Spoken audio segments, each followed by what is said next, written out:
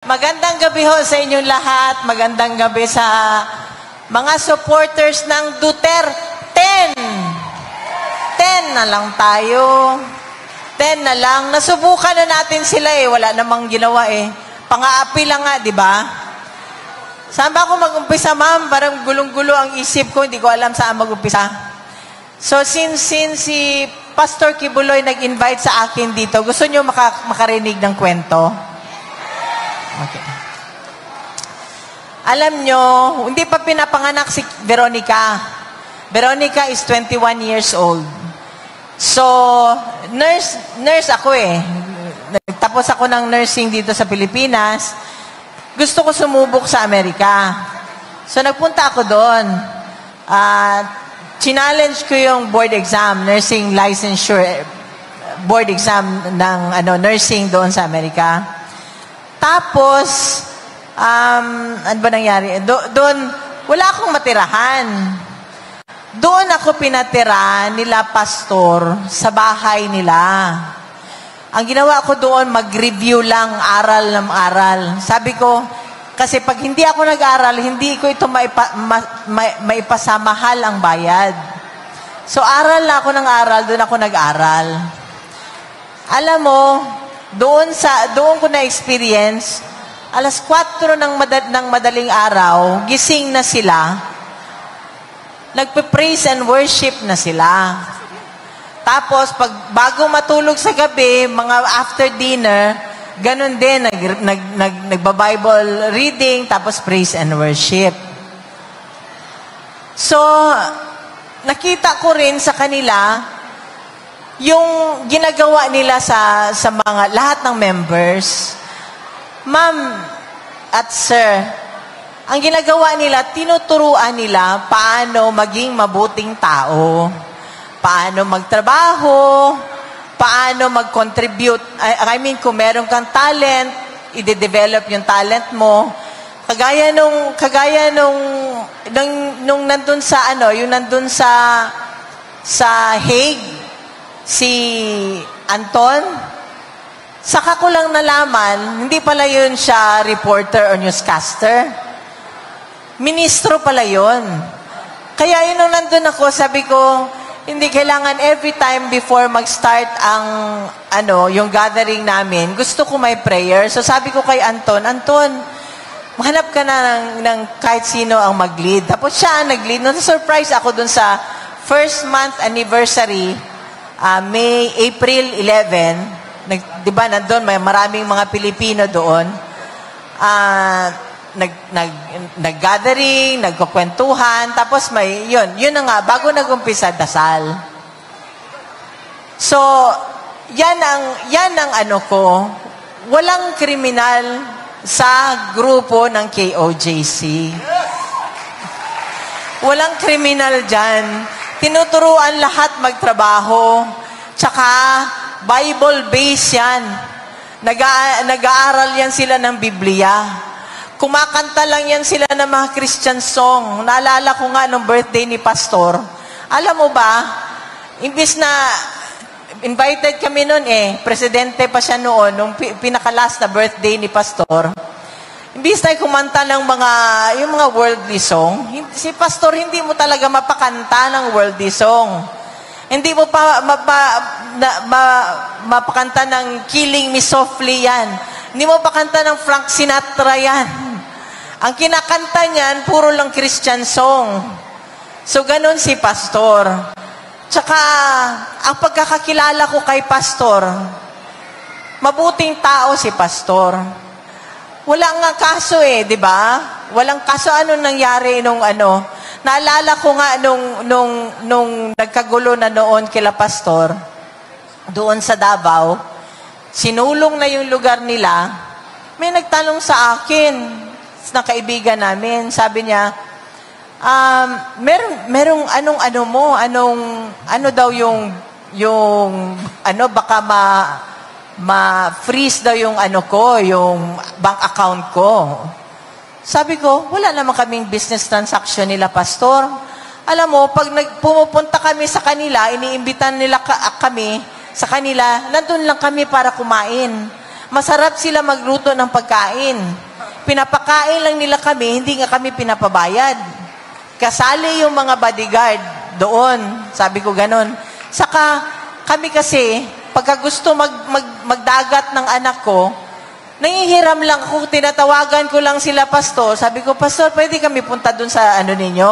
Meron kasi silang dagat doon eh. Yun lang ano namin. Other than that, sabi ko, wala kaming business transaction ni pastor. Hindi niya ako binibentahan ng kung ano-ano, wala din akong binibenta sa kanya. So yan ho ang ano ko kay pastor. Tsaka, isa ho, dito ho talaga, ako importante sa akin, yung totoo kang tao at totoo kang kaibigan. Bahala lang, sabi ko nga ako, mas gusto ko pang maging kaibigan yung, alam niyo ho, may tindahan ho ako sa terminal, bus terminal. Gusto ko pang makipag-usap doon sa mga, yung nagtitinda sa sidewalk, kesa dito sa mga plastic Tupperware.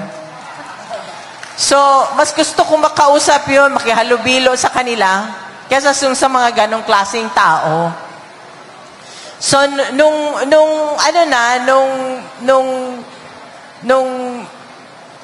sabi ko nga nandito pa siya sa, Pilipinas, sa Davao pa. Sabi ko, si pastor, baliktarin mo man yan, totoo mong kaibigan.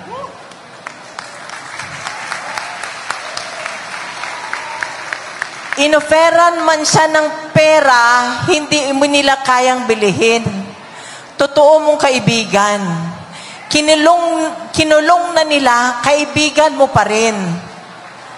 Yun ang sabi ko kay PRD noon.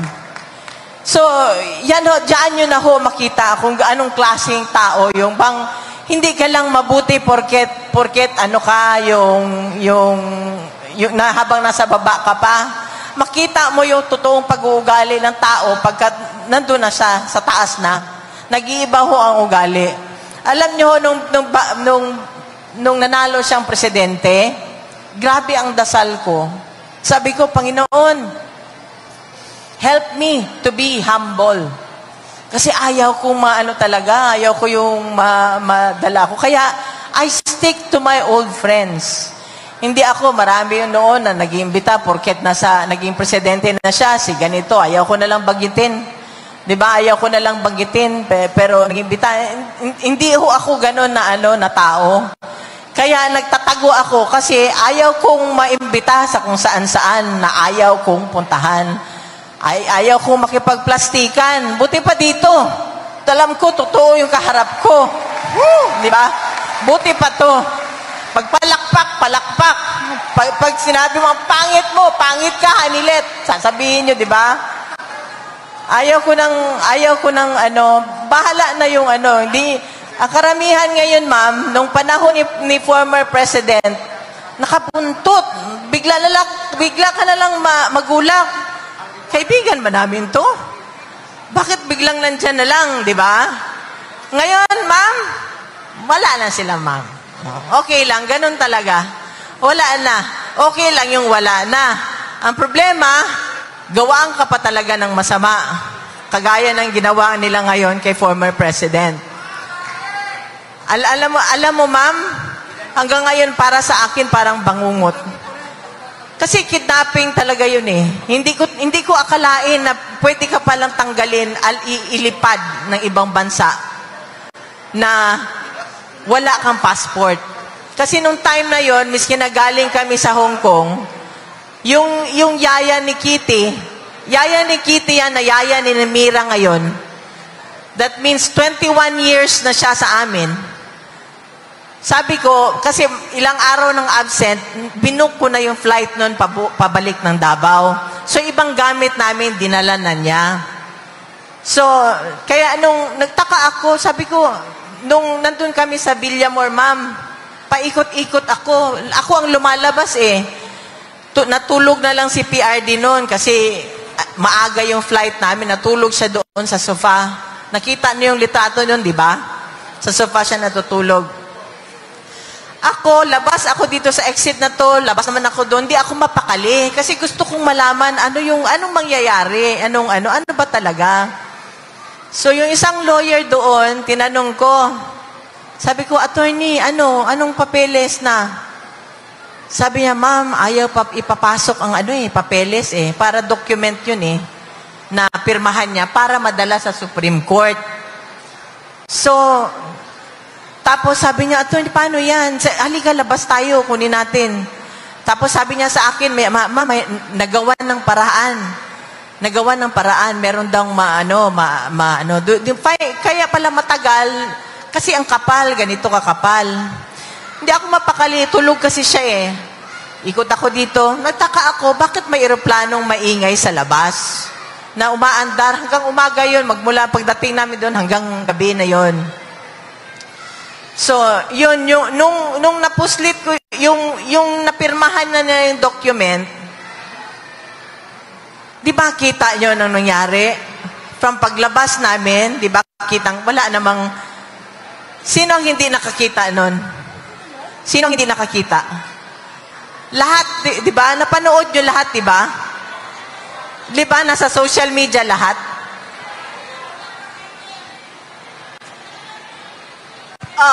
Di ba? Alam ng lahat, di ba? Alam ng lahat.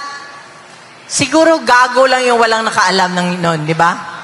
O nagtatanga-tangahan, di ba? Nagtatanga-tangahan. So, yun, alam nyo, ma'am, paikot-ikot ako noon. Ang anak ko, sinasabi na sa akin, ma, lunch na, kumain ka muna. Hindi ko kaya lununin, ma'am. Hindi ko kaya lununin. Kasi natakot na ako dun sa nangyari kila pastor. Alam ko anong gagawin. So, tumatakbo na yung isip ko. Hindi ako mapakali. Labas ako. Tinawag ko yung isang kasama namin na retired, retired policeman yata yun siya. Halika, samahan mo ako nung nandun na yung document. Mga past 2:30, sumakay kami dun sa sasakyan, kailangan ilabas ko yung document. Inabot ko kila Senator Bongo para madala sa Supreme Court.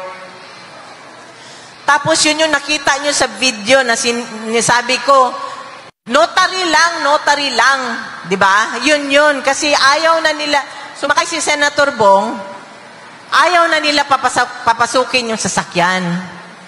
So kaya yun, bumalik ako doon sa loob, hanggang gabi na, pinapakuusapan namin, sabi ko, di ba, narinig nyo, miski awa na lang, 80 years old. Di ba, miski awa. Wag na yung pagmamahal, awa na lang. Hindi nyo na nirespeto Miski awa na lang, sabi ko ganon. Doon sa yung lalaking, mukhang, ewan ko. Sabi ko, miski awa na lang. So, walang nangyari, di ba? Hanggang kinuha siya. Tapos, kasi pinapalibutan nila kami hindi makakilos, hanggang ganyan lang yung hindi ka makaganyan, kasi nandyan sila dikit na dikit hindi ka makasipa. Nung nakita niya na naharas na kami ni Kitty, kasi ginagano na nila, iniwalay na nila si Veronica sa akin Kaya sabi ko, balik niyo yung anak ko. Sabi ko ganon, di ba? Pati ako, nakita niya, gumanyan na si former president. Gusto niya magpaposas. Sabi ko, wag, masakit yan. Sabi ko, wag. Wala na, nagkusa na lang siya. Kumusa na lang siya pumunta doon. Kaya, sigaw na lang ako, bong, sabi yung lawyer, yung mga lawyers, para masamahan, kasi pinipigilan kami Wala na talaga akong magawa. Kaya ayun, nung time na bago pa lang, di ba, bago pa lang kami bumaba ng eroplano, gusto niya na kami pauwiin. Kasi ayaw niya makita ng anak ko ni Kitty. Pero sad to say, nakita niya talaga.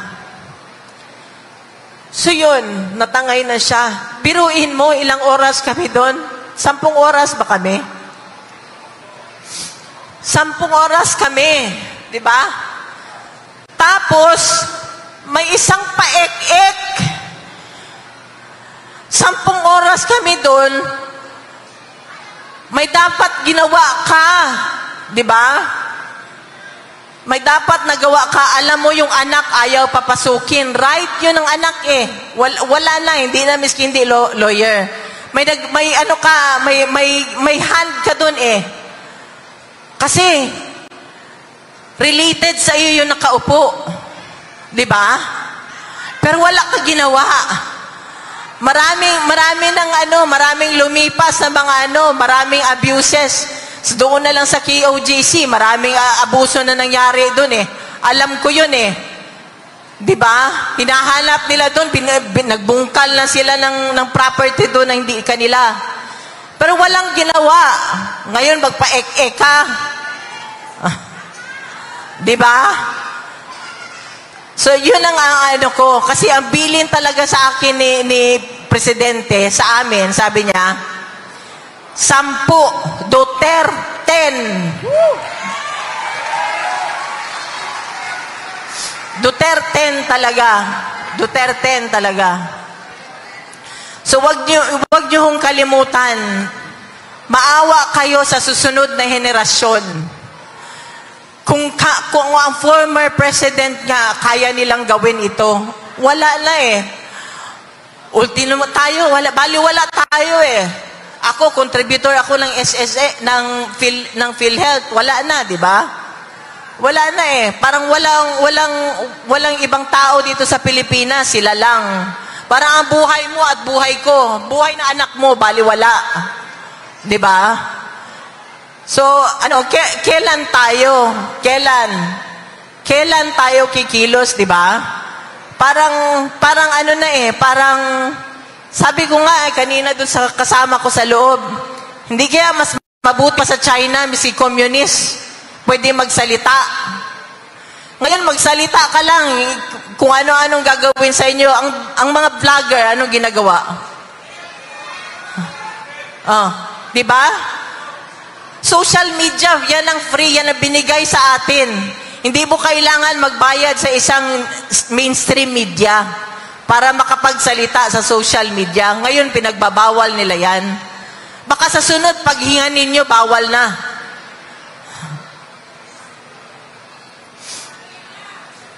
Ang isang kinakasakit ko talaga ng loob, ma'am, tsaka sir. Kasi nung isang araw, may calls kami, Tuesdays saka Fridays. Ito, iyak naman ako kasi tuwing kwento ko nito, may iyak ako eh. Yung calls, ako tinawagan ni former president. Tinawagan ako ni PRD. Sabi ko, kumusta ka? Kinokontrol ko yung ko kasi ayaw ko. Ayaw niya yung may iyak eh. Alam niya ako iyakin. Sabi ko, kumusta ka? Usap-usap. Ay, si pala, ganito, lahat, kwento-kwento ko. Ay, si Kitty nag-text, sabi niya, sinabihan ba naman ako ni Kitty na, Ma, may importante ka bang sabihin kay Dada? Kasi kung wala, ako na lang daw. Siya na lang daw. Ang sabi ng tatay niya sa akin, sabi niya na, sabihan mo na lang si Kitty, na kasi napagka siya ang kausap ko, emotional ako. Ganon, ayaw niya. So, ako, nasaktan ako kasi alam ko, masasaktan yung anak ko. So, iniba ko na naman topic. Nangyari, masaya. Hindi ko kwento lang daw niya yung nangyari nung birthday party nila ni Mira. Ganon. Tapos, sabi na naman niya, explain mo na lang. Kasi ako, mag-isa lang ako dito. Pag siya ang kausap ko, emotional ako. So, ilang beses ko inulit. Sabi niya, ayaw. Ang ginawa ko, pagkatapos ng call namin, tinawagan ko yung anak ko. Umiyak na ako, na. Sorry talaga. Kasi ang papa mo, sabi niya, pag ikaw ang kausap niya, emotional daw siya. Ako naman, naawa ko sa tatay kasi siya lang mag-isa doon. So, ayaw ko siyang ma-stress, ayaw ko siyang malungkot doon. Iyak ako, pinakamalakas ko na iyak yun kasi ako lang sa isa kwarto. Nak, sorry talaga, nak. Intindihin mo na lang papa mo. Sorry talaga. Kasi gusto niya makausap ang papa niya. Deprived na nga siya 6 years di ba? Naging presidente ang papa niya. Tapos, sige akong iyak, kagulgul ako. Pasensyahan mo na lang. Sabi ko, sige ka na lang sulat. Ganon sabi ko sa kanya.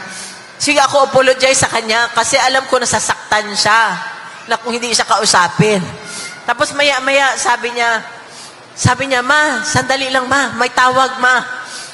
Naanuhan ako ng loob. Kasi yun na nga, tumawag yung papa niya. So nag-usap sila. Yun, yung yung klase ng tao na alam niyo ba, sa anak ko na lang, anong ginawa nila? Doble ang sakit sa tatay at sa anak. Kasi yung kitty ko, may yan siya nagte-therapy yan siya. Ang parang security blanket niya, papa niya. So, natutulog pa yan, 20 anyos, 21 anyos, natutulog yan sa tabi ng papa niya. Ang papa niya, magreklamo sa akin. Sabihan mo nga yung anak mo, kaya hindi man, magkaiba man sila, pagpasok ni Kitty, hindi pa inaantok ang tatay niya, nanonood pa ng TV, sabihan niya, Dada, matulog na tayo. Patayin na lang ng tatay niya yung TV, tapos, yung aircon ang aircon ng thermostat ng papa niya 28. Ang kay Kitty 16. Tapos yung kulambo ng tatay niya alisin niya. So yung papa niya reklamo sa akin. Kausapin mo nga yung anak mo, sabihin mo doon sa kwarto niya matulog. Wala akong magawa para ako wala lang ako babingi-bingihan na lang ako kasi isa gusto sa siya naman gusto niya palipatin kasi naawa na din ako, hindi din makatulog. Tsaka nung nag-aaral siya sa Manila, sabihan niya ako pagka na naman siya, may moments siya, ma, kailan papuntahin mo na si Dada dito? Wala man siya trabaho. Ganun lang sabi niya kasi gusto niya magbantay sa kanya. Bakit ano ba ginagawa ni Dada dyan? Wala man siyang trabaho. Yung tatay naman niya, naawa naman ako kasi ayaw na sumakay ng eroplano. Ano na ba? Siyempre, matanda na. So, hati ako ba? So, yan ang dalawang, sakit ng dibdib ko.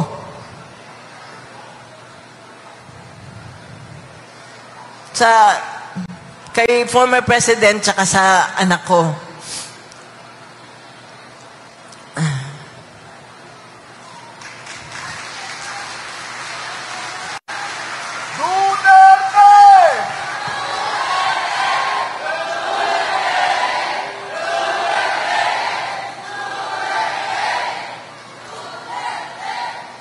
Kaya nga ngayon yung anak ko, naawa ako, nahinog sa pilit. Kita mo, biglang nag-mature. Bigla talagang nag-mature. Parang overnight nag-mature siya. So, dati yan, yung hindi niya kasi makuha sa akin, sa tatay niya, dinadaan niya dun sa tatay niya. Ganon yata pagkababae na anak, di ba?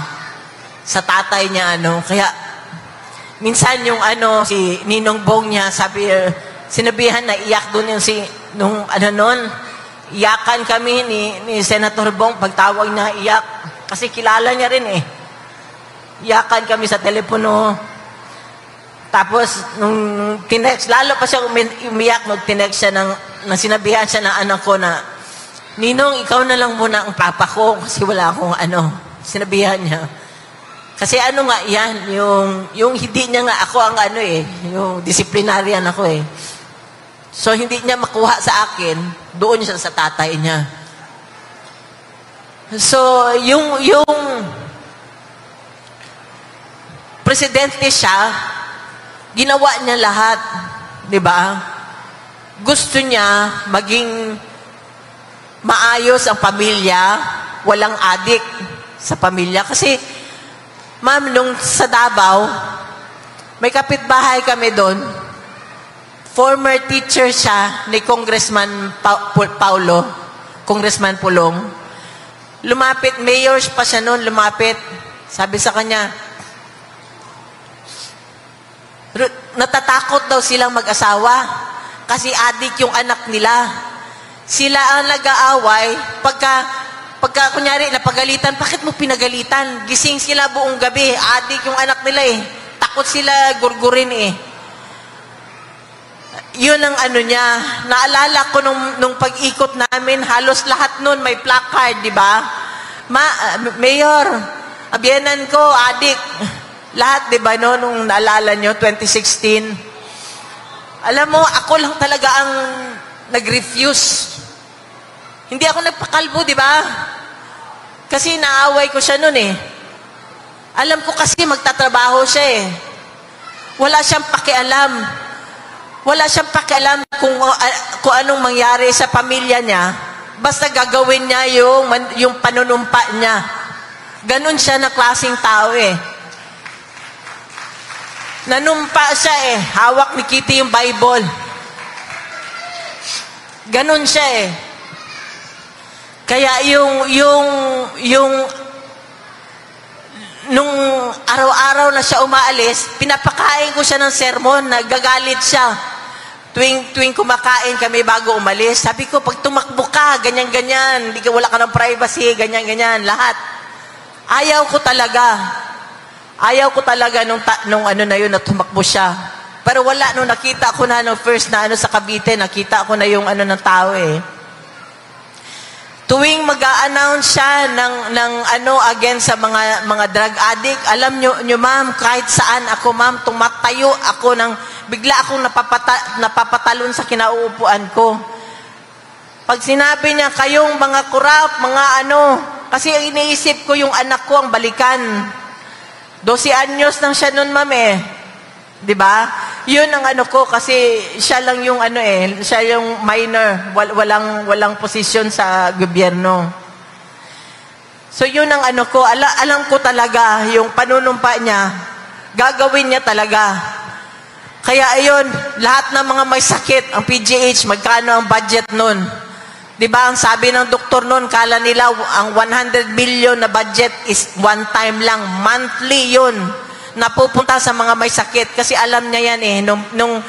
Nung mayor siya, alam niya ang pinakaunang inilalapit ng tao, mayor, na ospital, may sakit ang nanay ko, mga ganun, di ba? Wala talaga, katawan yan ng tao eh. Hindi mo maano yan. Lahat ng pamilya, pag yan ang dumating, kahit na gaano karaming ipon mo, diba? Talagang mawawalan ka pag yan ng Kaya nga sinabi, health is wealth. Pag nagkasakit na, wala na tayo. So yan ang sabi ko nga eh, kung sino pa sabi ko, buti pa naging gago ka na lang ng presidente ka. Mas hindi pa siguro masakit, no? Sana ko, sabi ko, ka na lang, nangurakot ka na lang, kung ano ginawa mo. Pero hindi eh. Miski na pagod siya, pinilit niya talaga. Miski na sa edad niya, pinilit niya, pinupuntahan niya. Miski na sa Marawi, alam niyang delikado na pumunta siya, lumilipad siya, papunta doon, di niyo ba yun alam? Di ba? Lahat ng pinipilit niya, sinagad niya talaga yung katawan niya. Nasagad talaga ang katawan na sulit talaga yung pinasweldo nyo. Sabihin ko sa inyo, sulit talaga.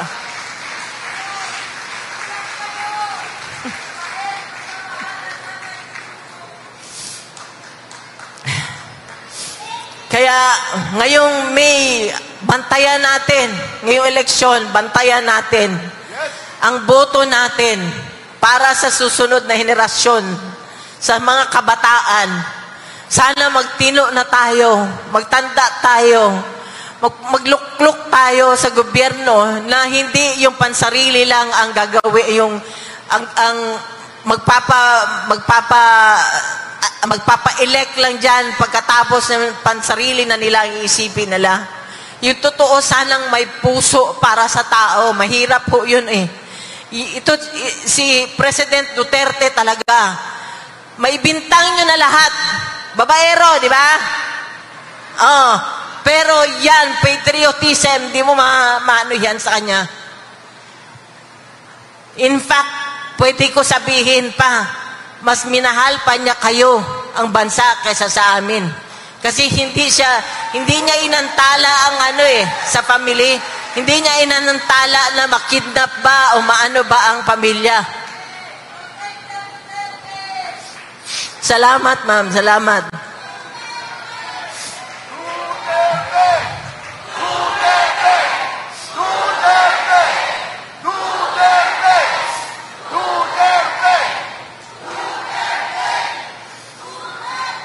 Hindi niya inisip, ma'am, na yung meron pala siyang anak, meron siyang apo. Pag nag-whining siya sa kurap, wala. Pag nag-whining siya sa drug lord, wala kami sa isip. Ang iniisip niya ang pamilya ang anak ng bawat Pilipino. Na yung anak mong babae, yung anak mong lalaki, hindi drug addict. Yung anak mong babae at asawa makakauwi, makakapunta, makakagimik, makabalik sa bahay. Yun ang ano niya. Even hanggang ngayon, nung alam mo nyo ba na hindi yan siya, ayaw niya ng malamig na lugar. Sabi ko nga, sa kwarto 28 ang thermostat. Ma'am, subukan mo mag-28 na thermostat. Pero pagbaba sa eroplano, nung dinala siya ng mga animal doon sa Hague, sinabi pa niya kay ES, wala siyang pera nun, ma'am eh. Wala siyang pera hindi na siya mahawak na pera, hindi niya na alam na magsabi na lang yan siya ng gusto niya kumain, ganun, pero hindi niya na alam. Wala na yan siyang sa pera. Sinabihan pa niya si ES, Bong, bilihan mo ng mga panlamig yung mga Kasi walang mga visa yun, ma'am. Hindi yun ready na pumunta sa malamig na lugar. Inisip pa niya ibang tao sa sarili niya. Kaya yung maya-maya na lang ako, ma'am, talaga. Hindi ko talaga maya-maya na lang ako lumuluha. Sana mahinto ng luha ko. Tulungan nyo na lang ako, ma'am, sa dasal, ma'am, ha? Mga ma'am at mga sir. Salamat. So, ngayong May 11, wag na kayong wag na kayong lumingon pa sa sa ibang Halika dito, ma'am, yung may karatula. Ay, yung likod, yung may sa likod. Ay, yan pala. Yan. Alam mo, ma'am, ito sila kasama namin even noong 2016. Hindi yan nagbago. Totoo yan. So, yung mga taong ganyan, doon nyo tingnan. Ang karakter ang tingnan nyo. Huwag kayong mga plastic na maganda lang ang pakitungo sa inyo kasi okay, 'di ba? Nasa position ka, nasa Doon kayo sa ito talaga sila, ma'am, hindi kami iniwanan. Totoong tao yan, mga yan. Si Bondok, kumanta yan. Pero ngayon nandyan. Si De La Rosa hanggang ngayon nandyan. Of course, si Bongo. Alam niyo ba si Senator Bongo? Siyempre wala na siya income, ma'am. Siya ang nagpapacheck up sa kanya tsaka bumibili ng gamot. Hindi niyo ba alam yan? Hindi niya yung pinagsasabi. Basta ang mga gamot niya nakakarating na lang sa amin. Siya ang gumagastos. Hinlo.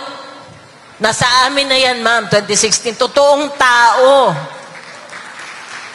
Huwag kayo dun sa lumalabas lang tuwing eleksyon na humihingi lang ng tulong natin. Boto natin. Pagkatapos, silito lipad. Pagkatapos, lumilipad. Diba? Pero hanggang ngayon, nandyan. Nakaka-frustrate kasi, ma'am. Wala naman siya nagawa eh. Hindi nga marunong magsalita.